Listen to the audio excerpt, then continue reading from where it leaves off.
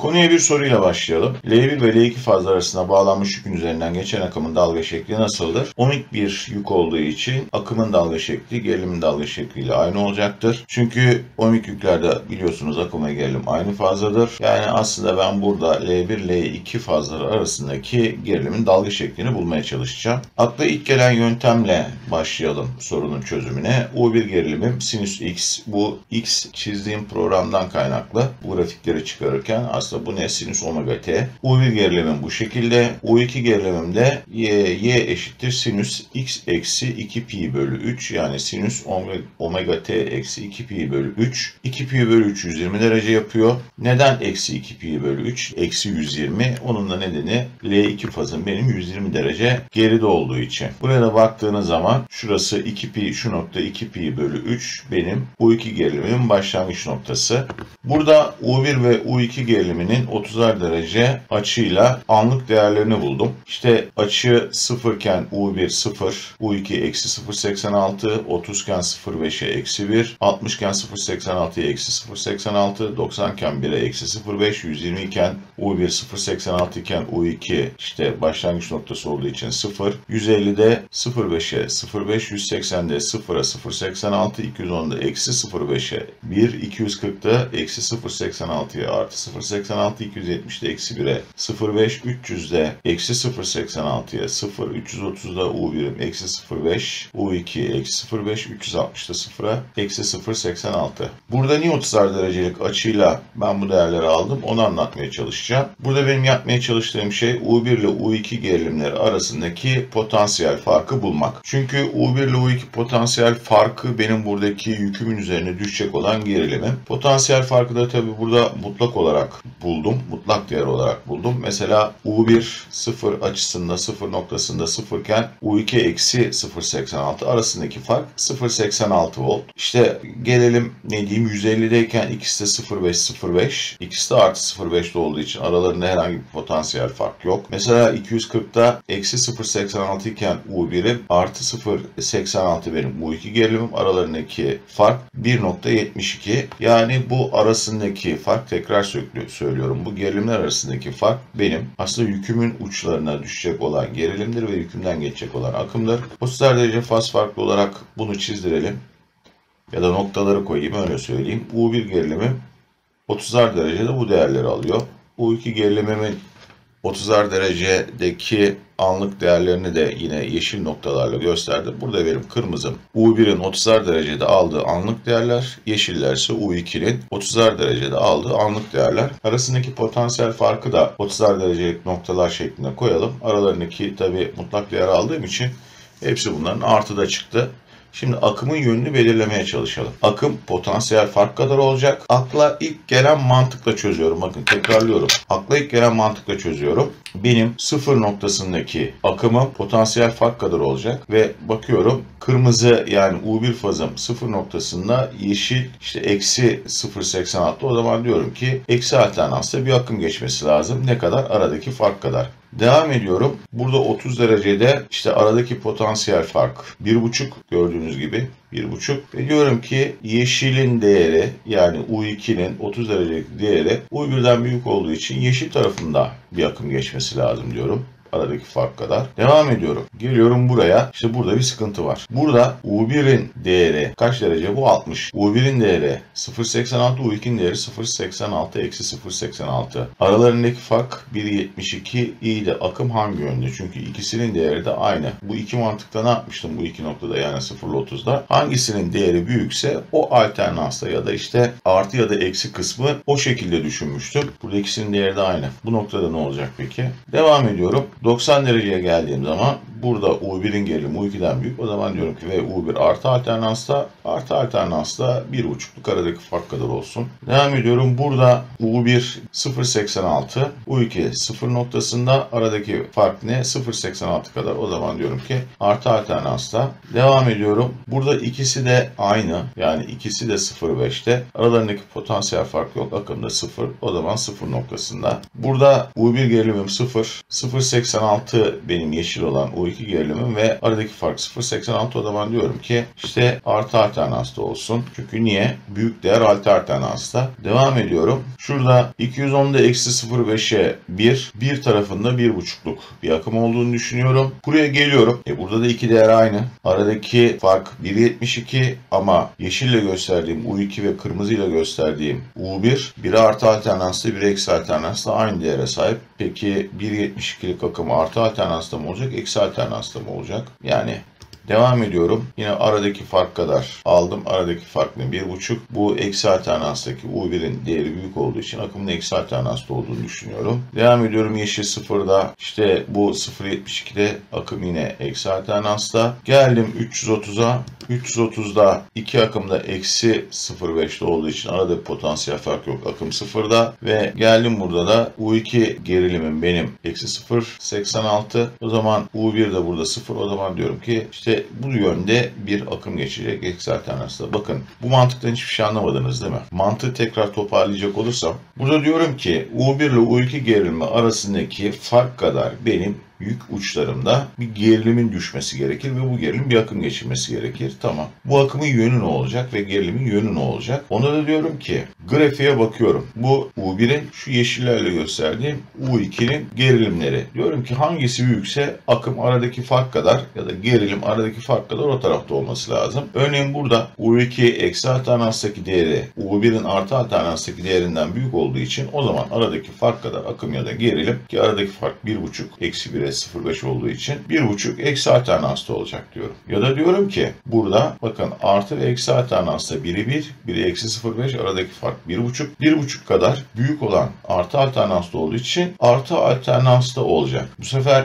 bu şekilde çıkardığım bir gerilim ya da akım grafiğine bakacak olursa işte eksi 0.86'dan başlıyor. İyi de burada iki değeri de alabilir. Yani ikisi de bunların 0.86, eksi 0.86. Aradaki fark 1.72 ama ikisi de artı ve eksi alternanstaki değerler aynı olduğu için akım ya da gerilim bu yönde mi olacak, bu yönde mi olacak? Bakın buraya geliyor. Burada bir belirsizlik var. Buradan aşağı devam ettiğimi düşünürsek buradan eksi alternansa geçmesi gerekirken tekrar alternansa yükseliyor. Yine şu 240'da yine bir belirsizlik var. Çok saçma bir şey ortaya çıktı. Bunun nedeni şu. Ben iki vektörü aritmetik olarak toplayıp buna bir yön belirlemeye çalıştım. Halbuki buradaki U1 ve U2 gerilimleri vektörel büyüklüktür. Bunların aritmetik ortalamasını alıp buradan bir vektör çıkaramam. İki vektör ancak vektörel olarak toplanabilir ya da ancak vektörel olarak çıkarılabilir. Ben iki vektörün aritmetik işlemini yapmaya kalktığımda şu an ekranda gördüğünüz gibi saçma sapan bir şey ortaya çıkar. O zaman ben U1, U2, U1, U3 ya da işte U2, U3 gerilimleri arasındaki farkı bulmaya çalışıyorsam bunu yine vektörel yöntemlerle yapmak zorundayım. Faz vektör sistemine bir bakalım. Benim için referans noktam buradaki nötrdür. Nötre göre U1 gerilimim dalga şekli bu. Yani sinüs x, sinüs omega t. Bundan 120 derece geride benim U2 gerilimim vardır. U2 geriliminin de referans noktası ile nötr olarak düşündüğünüzde gerilimin dalga şekli budur. Yani sinüs x eksi 2 pi bölü 3'tür. 120 derece bir faz farkı vardır. Hoca niye burada ileri gözüküyor? Burada ben saat ibresi tersi dönüş yönünde açısal dönmeye aldım. Yani buradaki benim dönüş yönüm bu tarafa değil, bu tarafa doğru aldığım için eksi 2 pi bölü 3 eksi 120. Devam ediyorum. Burada yine benim U3 gerilimim var. 120 derecede U2'den geride ve bunun da yine nötr noktasının referans olarak aldığımda gerilimin dalga şekli bu.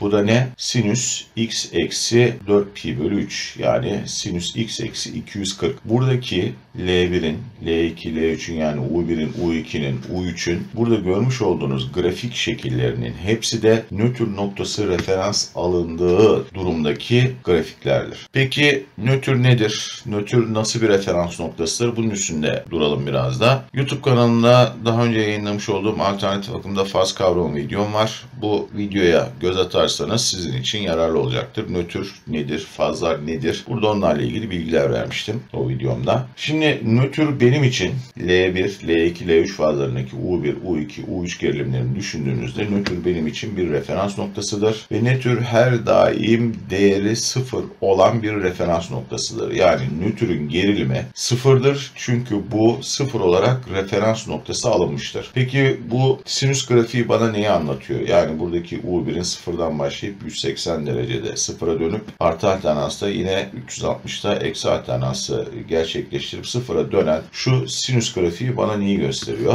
Burada artı alternansta akım fazdan gelir, yük içerisinden geçer ve nötrde devresini tamamlar. Bu ara 0'dan maksimum değere ulaşır.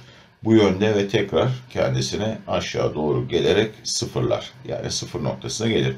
Bu benim için artı alternansı oluşturur.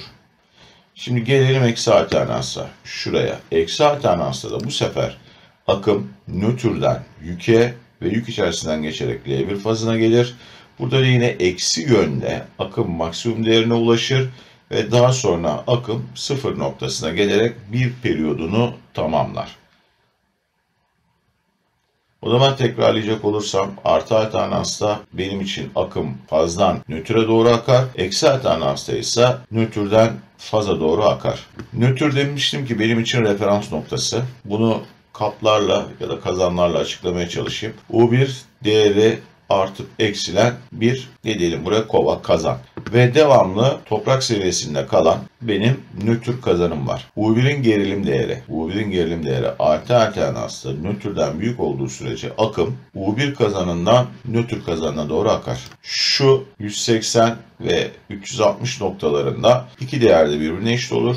İki değer de birbirine eşit olduğunda yani kazanların ikisinde kod farkı seviyesi aynı olduğunda herhangi bir akım geçmez. Peki aksi alternansta ne olur? Nötrün benim referans noktası olduğu için nötr kazanım yine aynı durumunda ya da aynı konumunda kalır. Bu sefer U1 kazanının seviyesi nötr kazanının altına düşer. İşte bu durumda da nötr kazanından U1 kazanına doğru bir akım geçişi olur. Yani şu noktada akım fazdan nötre doğru geçer. Şurada şu pi ve 2pi'de yani 180 ve 360'da herhangi bir akım geçişi olmaz. İkisi de çünkü sıfırdır. Burada U1 referans noktasıyla yani nötrle aynı değere ulaşmıştır. Eksi alternansta ise bu sefer U1 gerilimin değeri nötrün altına düşeceği için nötrden daha metik olarak öyle söyleyeyim daha düşük değerlerde olacağı için bu sefer de nötrden faza doğru faz kazanına doğru bir akım geçişi olacaktır. Peki fazlar arasındaki gerilimin vektöriyel gösterimi nasıl? Akla ilk gelen şu olabilir. Ya işte örneğin L1 ile L2 gerilimi arasındaki U1 U2 ya da U2 U1 geriliminin vektörel gösterimi bu ikisinin toplamı şeklinde. İlk akla gelen mantık bu olabilir. Bu ikisini siz eğer vektörel olarak toplarsanız burada 60 60 60 eşkenar iki tane üçgen oluşturursunuz. Şuradaki UL1 2 ya da UL2 bir gerilimi aslında buradaki faz gerilimleriyle aynı olur. Çünkü eşkenar üçgendir. Şunu da biliyorum ki faz arası gerilim faz geriliminin 1,72 katı. O zaman burada vektörleri toplayarak siz fazlar arasındaki gerilimi bulamazsınız. Peki ne yapmam lazım? Yapmam gereken vektörlerin çıkarılması. Vektörleri peki biz niye çıkarıyoruz? Benim aradığım ne? UL1 ile UL2 arasındaki potansiyel fark. Bakın adı üstünde potansiyel farkı arıyorum ben. Eğer iki gerilim arasındaki yani L1 fazı ile L2 arasındaki potansiyel farkı bulacaksam ben bu iki fazı birbirlerinden çıkartmam lazım. Örneğin UL1 ile L2 geriliminin değeri UL1 vektöründen UL2 vektörünün çıkarılması ve yine bir vektör şeklindedir. Peki UL1 gerilimim burada 120 derece gerisinde UL2 benim burada şeyim var. İşte gerilimim var. Yani L2 fazına ait. Burada sinüs değerimi kullanacağım. Sinüs değerimi kenar bölü karşı açıları orantıları aynı. Yani UL1 bölü şu karşı açısı 30. UL2 bölü şu karşı açısı 30. UL1 2 şu karşı açısı 120 bölü. Şunların ikisi aynı olduğu için birini kullanabilirim. Sinüs 30 1 bölü 2. Sinüs 120 kök 3 bölü 2. Buradan ne oldu?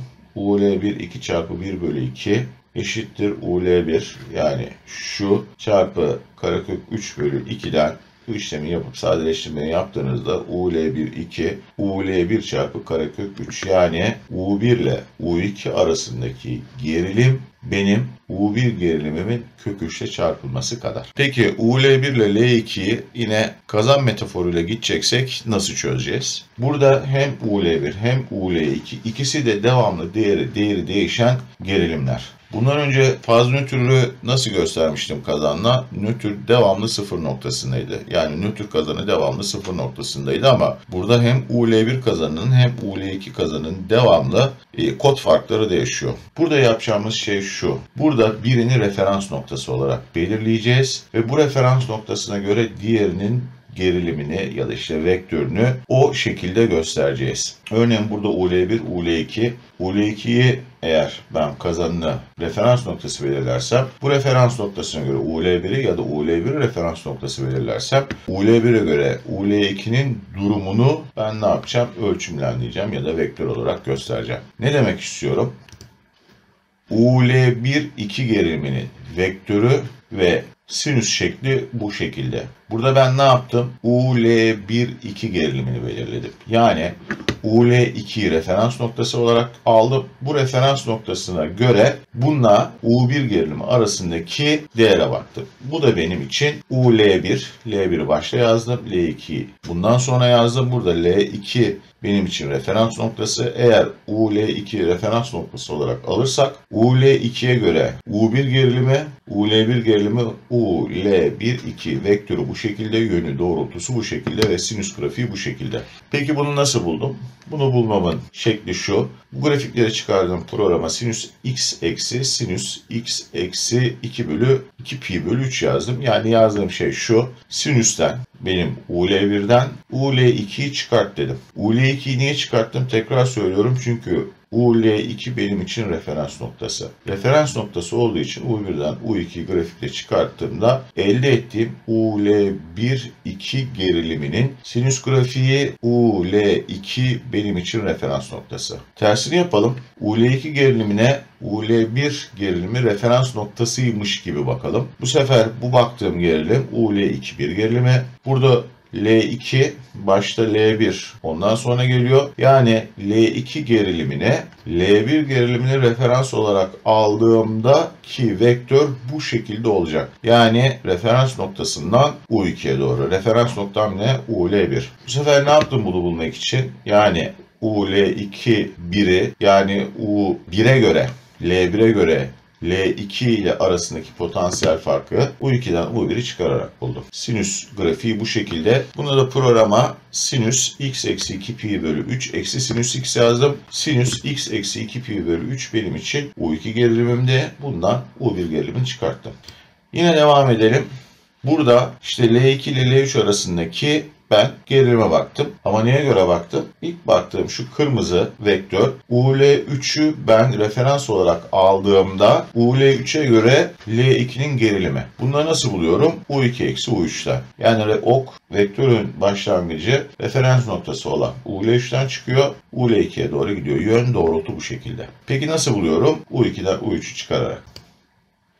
Peki bu sefer L2 ile L3 faz arasındaki gerilime bakıyorum ama bu sefer referans noktamı ne olarak aldım? L2 faz olarak aldım. Bu sefer UL3-2 gerilimine bakıyorum. 3'ün gerilimi neye göre? 2 referans noktasına göre. UL2'yi burada referans noktası aldım. Buna göre U3'ün faz arası gerilimin doğrultusu bu şekilde ve burada da U3 ile U2'yi programda çıkarıp sinüs grafiğini buldum. Devam edelim. Şimdi de L1 ile L3 fazları arasına bakıyorum. Burada referans noktasını ilk olarak L3 alıyorum. O zaman L1'in değerine bakıyorum. Neye göre? L3 noktasını referans aldığıma göre vektör bu şekilde. Sinüs grafiği de bu şekilde. U1'in U3'ü çıkardığınızda bu sinüs grafiğini elde ediyorsunuz. Devam ediyorum.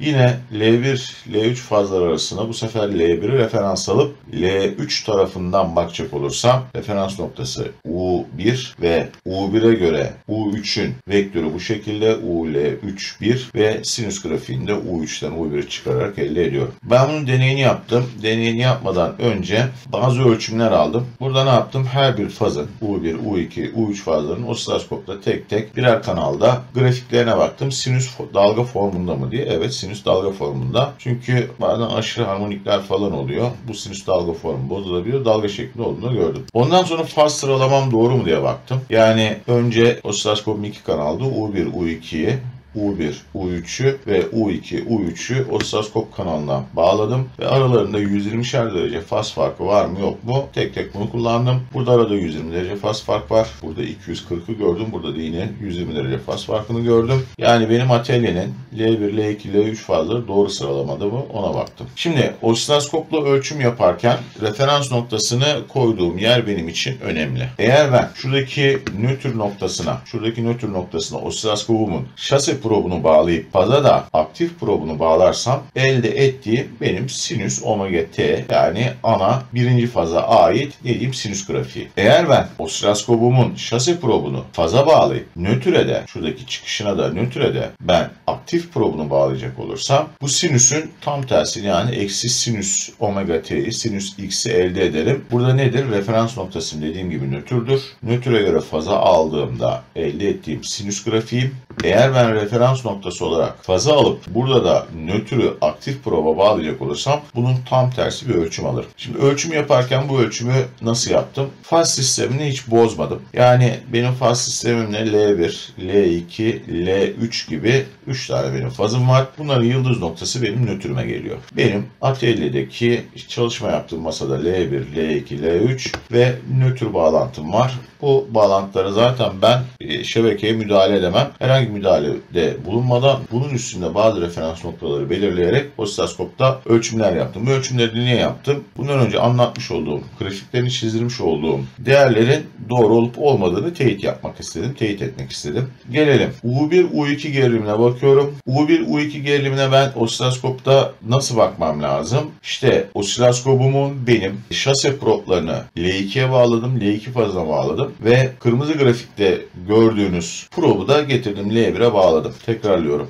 Yapım bu şekilde. Şurası nötr noktam benim ve U1 eksi U2'yi nasıl buldum? U1 eksi U2'yi bulabilmem için benim osiloskopumun şase probunu getirdim. L2 fazına bağladım. Aktif probunu da getirdim. L1 fazına bağladım. Şimdi bu arada ben U1, U2 gerilimini U2 referans noktası olarak belirlediğimde, niye? Çünkü bakın şase burada, U2 referans noktası olarak belirlendiğinde ben bu grafiği alırım. Almasını alırım da doğruluğunu benim bir yerden de teyit edebilmem lazım. Osiloskopum 2 kanaldı. Osiloskop 2 kanal olduğu için bunun teyidini bir şekilde yapabilmem lazım. O teyidi yapabilmek için de yine probu bağlayabileceğim bir yer aradım. Şimdi nereye bağlarım? Şu an L3 fazını karıştırmak istemedim. L2 fazının ya da L2 fazına ait kaynağı ne diyeyim, ben yıldız noktasına bağladım. Aslında nötre bağladım. Eğer ben kırmızı grafikte gösterilmiş olan probu U1'e bağlayacak olursam referans noktası olarak U2 aldığım için şase probum benim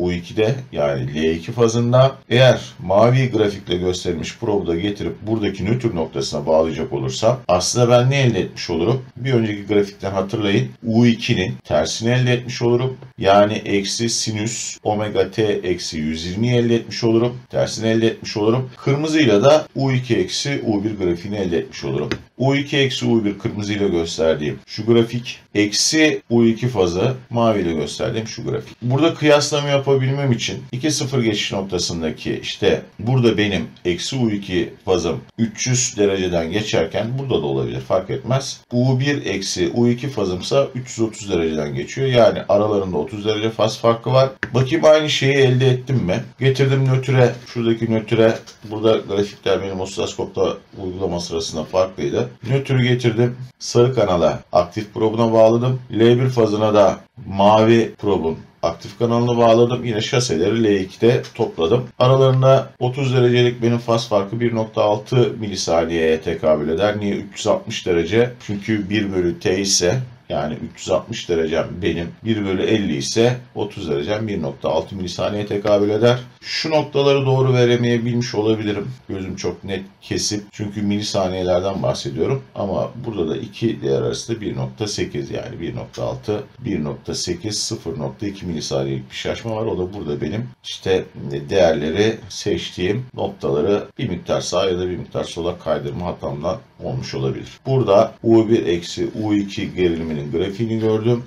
kıyaslamak için de U2 geriliminin eksi U2'sini osiloskop kanalına bağladım. Yapmış olduğum hesaplamalarla bu birbirini tuttu. Devam edeyim. Şimdi U2 eksi U1'e baktım. U2 eksi U1'e nasıl bakarsınız? U2 eksi U1'e bakmak için U1'i referans noktası olarak alırsınız ve buraya osiloskopun şaselerini bağlarsınız. Şase kanallarını ya da işte şase proplarını bağlarsınız. Neye bakıyorum? U2 eksi U1. U1'den de sen U1 U2 eksi U1'e göre gerilim bakarsınız. Yani ölçtüğüm aralık şurası. Peki bunu kıyaslamak için ne yaptım? Kıyaslamak için de eksi U1 gerilimine baktım. Onun için de probu buraya bağladım ve nötrde probum ve mavi kanalda bana eksi U1 gerilimini veriyor. U2 eksi U1 şu kırmızıyla gösterdiğim ve eksi U1 ise mavi olarak gösterdiğim buradaki grafik. Aralarındaki açıya yine şu aradan bakalım. 5 pi bölü 6'da yani 150 derecede şuradaki U2 eksi U1 gerilimi 0 olurken bu da 10'dan 180 derece 30 derece geride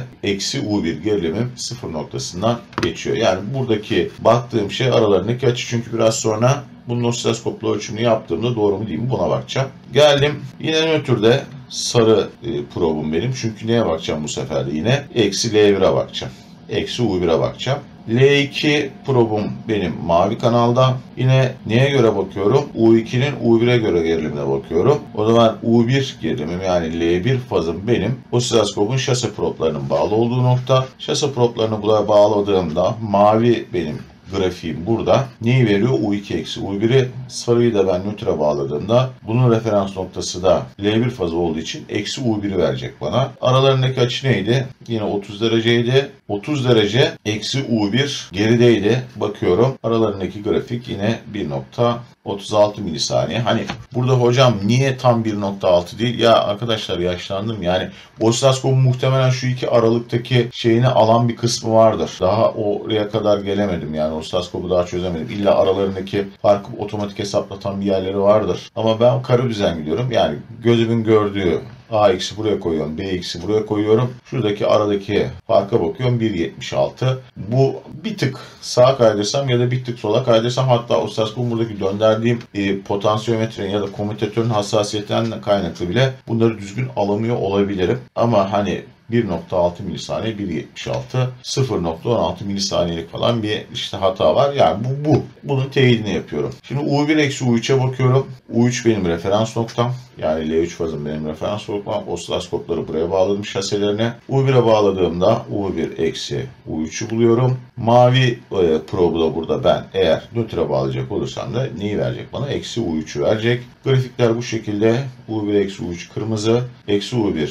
mavi. Aralarındaki yine faz açısına bakıyorum. Aralarında 2 pi bölü 6'da U3 eksi U1. İşte 4 pi bölü 3'te de eksi U3 sıfır noktalarından geçtiği için 30 derece faz farkı var. Ve buradaki mavi eksi U3 geride. Yani eksi U3'ü ben neyle görüyorum burada? Sarı probumla uygulamada. Geride aralarındaki yine 1.76 yine aralarında 30 derecelik faz farkı görüyorum. 1.6 milisaniye nereden geldi tekrar söylüyorum. Alternatif akımda faz kavramında ben bunları anlattım. Bir dönüp o videoyu izlemenizde fayda var. 360 derece dediğiniz şey açı, bir periyotluk açı ya da bir periyotluk sinüs grafiği 1 bölü t yani 1 bölü frekansım 50 olduğu için 50 saniyelik aralıkta gerçekleşen bir olay. Eğer 360 derece 1 bölü 50'de gerçekleşiyorsa 30 derece ne kadarlık sürede gerçekleşir? Buradan 1.6 milisaniye çıkar. Bu sefer U3 eksi U1'e bakıyorum. U1 benim referans noktam yani L1 fazı ve osiloskopların şaselerine bağladım. U3'e bağladığımda kırmızı probumu U3 eksi U1 gerilimini bulurum ve probu da mavi probu da ben eğer nötr noktasında tutacak olursam şurada eksi U1 gerilimini bulurum. Kırmızı U3 eksi U1, mavi eksi U1. Şuradan da bakın görün. Normalde U1 fazı şöyle başlaması gerekmiyor muydu? Fareyi görebiliyor musunuz bilmiyorum da. Şu şekilde eksi U1 olduğu için ters. Niye eksi U1? Tekrarlıyorum. Çünkü şurada eğer siz L1 fazının nötr referans noktası alırsan buradan ölçüm yaparsan U1'i eğer L1'i referans alıp nötrden ölçüm yaparsan da eksi U1'i elde ederseniz videonun önceki kısmında anlatmıştım. Yine pi'de ve 7 pi bölü 6 sıfır geçişleri var. Bakacak olursanız buradaki U3 eksi U1 eksi U1'e göre geri fazda. Evet geri fazda. Burada benim uygulama yaptığım kanal nötre bağladığımda eksi U1 alıyor. Osiloskopların proplarımın U1'e bağladığımda, L1 fazına bağladığımda L3 fazından da ben U3 eksi U1'i alıyorum. Gelelim U2 eksi U3'e. U3 referans noktam, L3 fazla şase proplarımı bağladım. L2'den ölçümü yaptığımda U2 eksi U3'ü elde ettim. Diğer probumda benim nötre bağladığımda eksi U3 gerilimini bana verdi. Grafikler bu şekilde: kırmızı U2 eksi U3, mavi eksi U3. Yine şu geçiş noktalarına baktığımda aralarında 240-270, 30 derecelik bir faz farkı var. Bu sefer U2 eksi U3, U3'e göre geri fazla. Evet, burada yine mavi kanalım benim U2'ye bağlı. Referans noktam U3 olduğu için L2'ye de referans noktası şaseleri bağladım. Sarı kanalım, sarı probumda benim nötre bağlandığında eksi U3'ü veriyor. Gelelim U3 eksi U2'ye. Burada U3'ten U2'yi çıkaracağız. Yani U2 referans noktam, L2 fazına şase proplarımı bağladım. U3'e bağladığımda U3 eksi U2'yi aldım. Ve nötr noktasındaki mavi probumda bana eksi U2 gerilimini verdi. Yine bunu ne yaptım? Yani geldim programa. U3 neydi? Sinüs x eksi 240, U2'de neydi? Sinüs x eksi 120 idi. Tabi bunu radyan olarak yazdım. Bunları siz programda yazdığınızda şu grafikleri bana veriyor. Programın linkinde, yani program değil aslında web sayfası. Web sayfasının linkinde ben YouTube'daki videonun açıklamalar kısmına koyacağım. Buradan siz grafikleri, istediğiniz grafikleri çizebilirsiniz. Güzel bir web sayfası. Hoşuma gitti. Bu grafikleri orada elde ettim. Aralarındaki açı yine 270 ve 300'de geçiş yapıyorlar. Bu sefer eksi U2. U3 eksi U2'den geri fazla. Evet. U2, U3, U2'den geri fazla. Yine benim mavi probum L3 fazında. U2'yi çıkartacağım için L2'ye şaseleri bağladım. Bu şekilde U3 eksi U2'yi aldım. Ve eğer nötrede sarı probumu bağlayacak olursam da eksi U2'yi aldım. Aralarında yine bu şekilde bir faz farkı gerçekte de gördüm. Şimdi sorumuza geri dönelim. L1 ve L2 fazlar arasında bağlanmış yükün üzerinden geçen akımın dalga şekli nasıl olur? Burada artık biliyorum ki tek bir grafikten bahsedemem. Referans noktasını nereye alıyorum? Referans noktasını hangi nokta olarak seçiyorum? Buna göre iki farklı grafikten bahsedebilirim. Birincisi, eğer referans noktasını U2 olarak siz alacak olursanız U1 eksi U2 grafiğini elde ederseniz bu da sinüs x eksi 2 bölü 3. Bunun grafiği bu şekildedir. Eğer siz U1'i, yani L1'i referans noktası olarak alırsanız, L1'e siz L2 tarafından bakacak olursanız da L2 eksi L1 ya da U2 eksi U1 sinüs x eksi 2 pi bölü 3'ten sinüs x'i çıkarsanız da elde edeceğiniz sinüs grafiği bu şekilde olur. Yani tek bir ölçüm, tek bir grafik yoktur. Nereden baktığınız önemli burada. Peki akım nereden nereye? U1'den mi, U2'den mi, U1'den U2'den mi, U2'den U1'e mi? Buna bakalım. Yine ilk baştaki benim şeyi buraya getirdim. Tabloyu buraya getirdim. Bunun üzerinden anlatmaya çalışacağım. Şu sıfır nokta. Sıfır noktada U1 0, U2 eksi 0,86. Hani ilk başta aritmetik olarak yaptığımda akıma bir yön verememiştim ya. Burada onu açıklamaya çalışacağım. Aradaki fark 0,86. Evet, aradaki fark hakikaten 0,86 tutuyor. Burada akım U1'den U2'ye doğrudur. Hatırlayın, nötr noktasının nasıl oluştuğunu anlattığım videoda artı alternansta neydi? L1 fazının gerilimi nötr geriliminin üstündeydi. O zaman L1'den L2'ye doğruydu. Eksi alternansta ise benim faz gerilimim nötr geriliminden daha düşüktü, daha küçüktü. Bu sefer de nötrden faza doğruydu. Burada benim 0,86'lık bir gerilimim var. Burada akım artı alternansta, bakın burada neyi baz aldım? U2'yi baz aldım. U2 benim referans noktam. Artı alternanslarda referansım ne burada? U2. Referansım U2 olduğu için artı alternanslarda U1'den U2'ye, yani L1'den L2'ye doğru bir geçiş var. Eksi alternanslarda U2'den U1'e, yani L2'den L1'e doğru bir geçiş var. 0,86'lık fark var. Burada akım ne? U1'den U2'ye gidiyor. Devam ediyorum.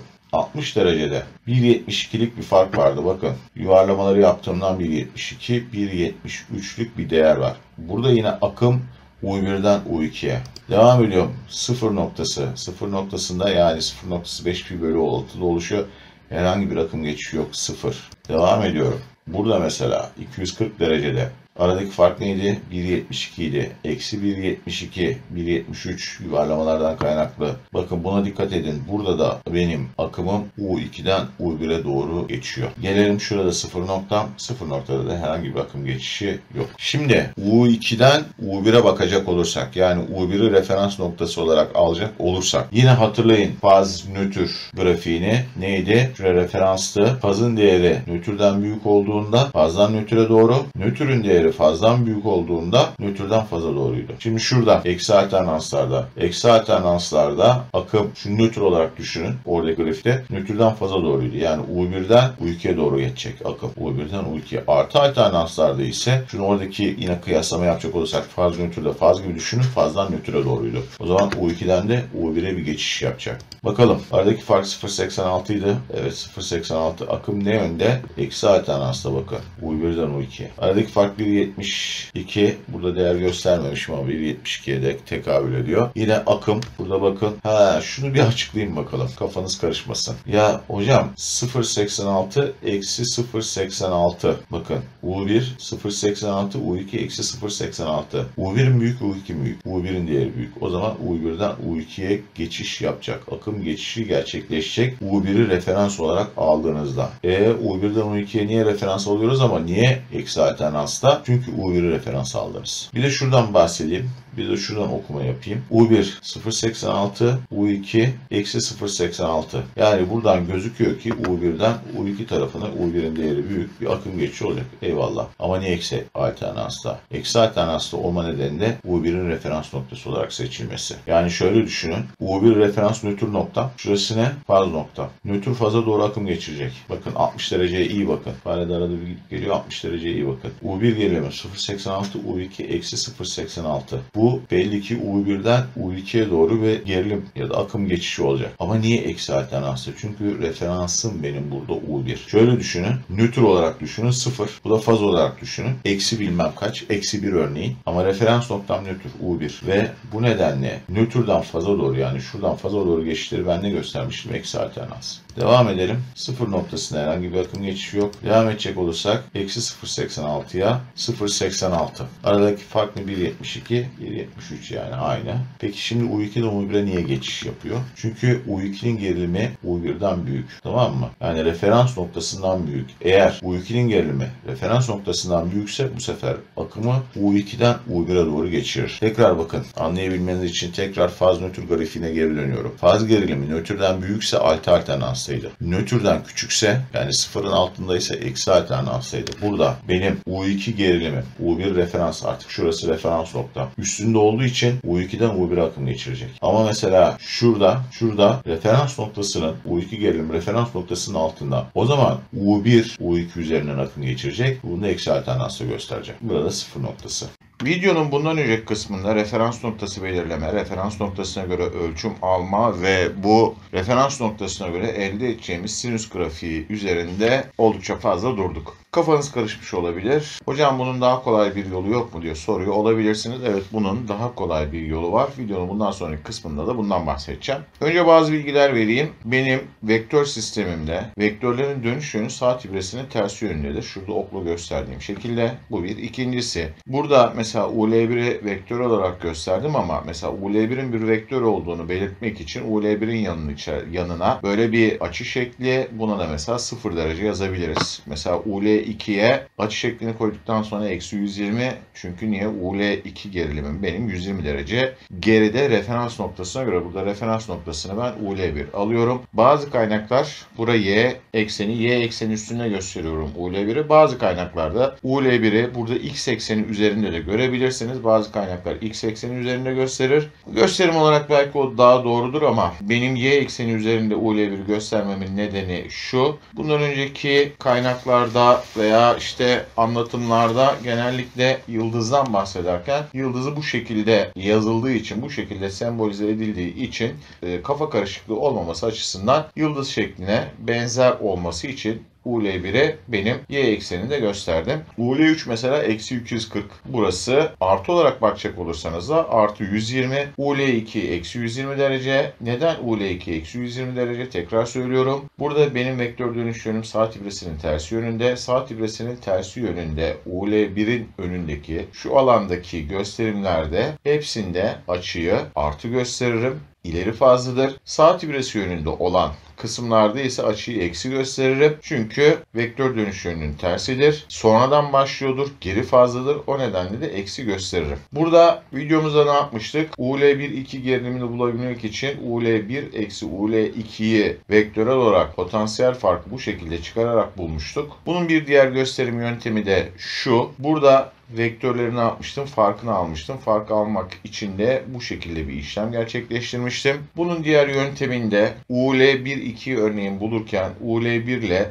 UL2'yi ters çevirip vektörel olarak 180 derece ters çevirip toplam işlemi yaparsanız yine UL1 eksi UL2 vektörünü elde edersiniz. Nasıl yapıyorum? UL2'yi vektörel olarak 180 derece ters çeviriyorum ve eksi UL2'yi elde ediyorum. Videolarda da sinüs grafiğinde tersini elde ettiğimde sinüs grafiğinin 180 derece ilerlediğini ya da gerilediğini, yani 180 derece döndüğünü görmüştük. UL2'yi eğer eksi grafik olarak alacak olursak, eksi vektör olarak alacak olursak ters yönde dönüyor. Bu iki vektörü topladığımızda, yani UL1 ile eksi UL2'yi topladığımızda yine UL1-2 vektörünü elde ediyoruz. Burada yine 30, 30, 120. Daha önceden bunun hesaplamasını biliyorum. Buradaki UL1-2 UL1 ile ya da UL2 ile karekökün 3'ü çarpımına eşit oluyor. Bakın bu vektörel toplama işlemi ters çevirip vektörlerden bir tanesini, yani referans olanı ters çevirip 180 derece ters çevirip toplama işlemi bundan önce gösterdiğim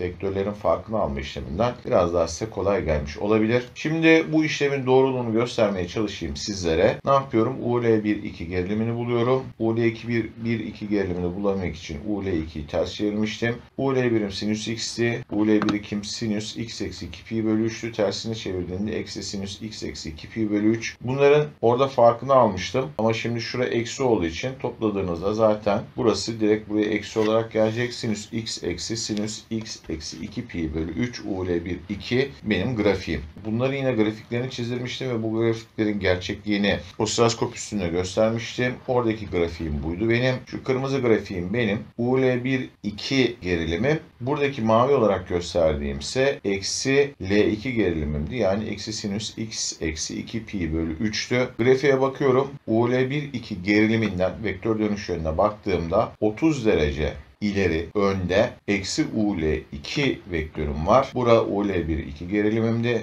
Buradan orada da göstermiştim. 30 derece önde eksi UL2 gerilimim var. Gördüğünüz gibi. Bu aradaki fark 30 derece ve vektör dönüş yönünde de gördüğünüz gibi eksi UL2 benim UL1-2 gerilimimden 30 derece burada da gördüğünüz gibi önde. 1.73 doğru mu? Burada sinüs x olarak aldığım için şurası 1. Buradaki noktaya baktığınızda da 1.73'ü görüyorsunuz. Peki bunun sinüs grafiğini göstermenin daha kolay bir yolu var mı? Var. Bunun sinüs grafiğini göstermenin kolay yolu şu. Şurası benim UL1 gerilimim. UL1 gerilimim benim sinüs x. UL1-2 gerilimim ne? Sinüs x'ten 30 derece önde ve UL1 değerinin 1.73 misli 30 derece önce vektör. Bunu sinüs grafiğine nasıl aktarırım? Bakın şurada daha önceki kırmızı olarak verdiğim grafik, daha önce yaptığım hesaplamalar ne yapıyordum orada? Sinüs x eksi sinüs x eksi 2 pi bölü 3 diyordum. Bu kırmızı grafiği orada elde etmiştim.